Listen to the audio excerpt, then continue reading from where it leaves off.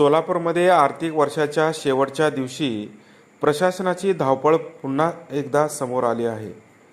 वर्षभर बघू करूच्या भूमिकेत असलेले प्रशासन तब्बल 1,000 कोटीपेक्षा जास्त निधीच्या मंजुरीसाठी रात्रभर जागे होते.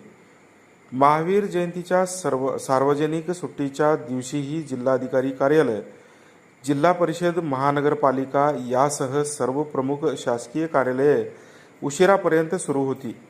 शासनाकडून प्राप्त झालेला निधी परत जाऊ नये यासाठी 195 सरकारी विभागांनी सुमारे 1200 फाईल कोषागार कार्यालयाकडे पाठवल्या. एरवी दररोज 400 ते 500 फाईल्सचा निपटारा करणाऱ्या कोषागार कार्यालयात मंगळवारी मात्र विक्रमी कामकाज झाले. दुपारपर्यंतच 650 कोटीच्या फाईल्स दाखल झाल्या होत्या, तर रात्रीपर्यंत ही संख्या 1200च्या पुढे गेली. सर्व फाईल्स मंजूर करण्यासाठी अधिकारी आणि कर्मचारी रात्री 2 वाजेपर्यंत कार्यरत होते. जिल्हा कोषागार अधिकारी डॉक्टर वैभव राऊत यांच्या मार्गदर्शनाखाली संपूर्ण पथकाने कोणताही निधी परत जाऊ नये यासाठी विशेष प्रयत्न केले. रात्री उशिरापर्यंत बिले स्वीकारून त्यांचा निपटारा करण्यात आला. मात्र या गडबडीत सर्वसामान्यांना फटका बसला आहे.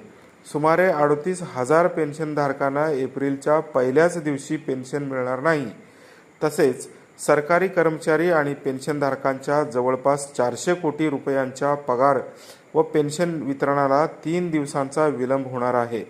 एकीकडे विकास कामासाठी कोट्यावधींचा निधी वाटप करण्यासाठी प्रशासनाची धडपड, तर दुसरीकडे ज्येष्ठ नागरिकांना पेन्शनासाठी प्रतीक्षा, अशी विरोधाभासी परिस्थिती सध्या सोलापूरमध्ये पाहायला मिळत आहे.